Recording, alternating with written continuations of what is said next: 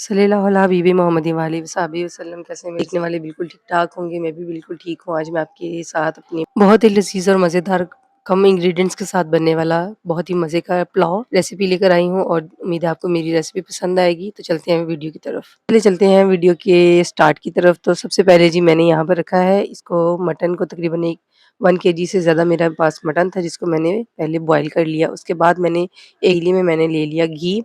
आप इसको ऑयल घी किसी में भी बना सकते हैं, जिसमें आप लोग पसंद करते हैं आप उसमें बनाएँ, ठीक है जी। उसके बाद मैंने इसमें प्याज़ कटी हुई ऐड की हैं, ठीक है। उसके बाद मैंने इसको जो है ना फ्राई होने के लिए रख दिया है। नॉर्मल फ्राई करना है, इसको ज़्यादा गोल्डन या इसका डार्क कलर नहीं करना, बिल्कुल लाइट सा कलर आप इसमें फ्राई कीजिएगा। उसके बाद जो है ना इसमें मैंने गरम मसाले ऐड कर दिए थे, साबुत गरम मसाला, उसमें सारी चीज़ें जो भी आप मिक्स गरम मसाला होता है सारा कुछ इसमें ऐड किया। उसके बाद टमाटर और दही ऐड की, उसके बाद सारे मसाले उसमें मैंने ऐड किया बिरयानी मसाला।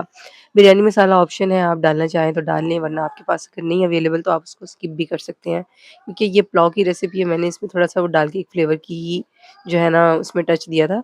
आपकी मर्ज़ी, अगर आपको नहीं पसंद तो आप स्किप भी करें। और मैंने इसमें ऐड किया था चाइनीज़ सॉल्ट। हर खाने में बाज़ार से आप कोई भी बिरयानी, चावल, पुलाव किसी किस्म का भी लेते हैं तो उसमें लाज़मी इंग्रीडिएंट है। ठीक है, या भूनती रही हूँ और बाकी मैं इसमें जो यखनी थी बची हुई वो भी मैं इसमें ऐड करती रही हूँ, ताकि इसमें से घी अलग ना हो जाए और उसकी मटन की स्मेल बिल्कुल भी ख़त्म हो ना हो जाए, तब तक हम लोग इसको अच्छी तरह से भून लेंगे। और यहाँ पर अब मेरे जो है बिल्कुल रेडी है, कोरमा मेरा रेडी हो चुका है। अब मैं इसमें हस्बे ज़रूरत पानी ऐड करूँगी। राइस मेरे पास 1 केजी थे और 1 केजी में आप अपने उसके हिसाब से जो है ना अगर पुराने ज़्यादा चावल हों तो आप उसमें 1 एंड हाफ जो है आप पानी का ऐड करेंगे। और अगर वो चावल थोड़े-से नए हैं तो आप उसमें थोड़ा-सा पानी हाफ जो है ना उसमें कम ऐड करेंगे। और यहाँ पर मैंने इसको थोड़ा-सा दम दे दिया था ताकि ये जो है ना अच्छा-सा बॉयल आ जाए। अब यहाँ पर इसको बॉयल आ चुका है, अब मैं इसमें चावल ऐड करूँगी, जो कि मैंने तकरीबन आधा घंटा पहले भिगो के रखे थे। तो यहाँ पर चावलों को ऐड करने के बाद मैं इसको एक जोश आने तक फुल आँच पे पकाऊँगी और जब इसका एक बॉयल आ जाएगा उसके बाद मैं इसको धीमी नॉर्मल आँच के ऊपर जो है ना ढक्कन देकर मैं इसको पकाऊँगी और इससे चावल बहुत ज़्यादा अच्छे पकते हैं और वो अच्छा पानी एब्ज़ॉर्ब करते हैं अपने अंदर, जितना उन्होंने फूलना होता है, जितनी उनकी कैपेसिटी होती है उस हिसाब से वो रेडी हो जाते हैं। और बाद में इसके ऊपर मैंने जो है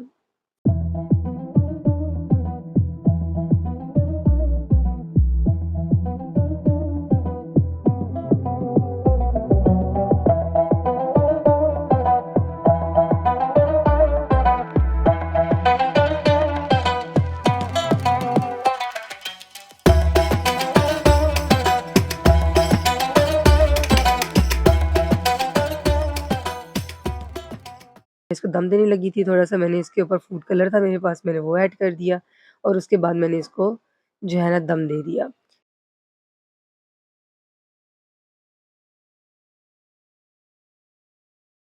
तकरीबन 15 से 20 मिनट दम देने के बाद मेरे चावल बिल्कुल रेडी हैं। उम्मीद है आपको मेरी रेसिपी पसंद आई होगी।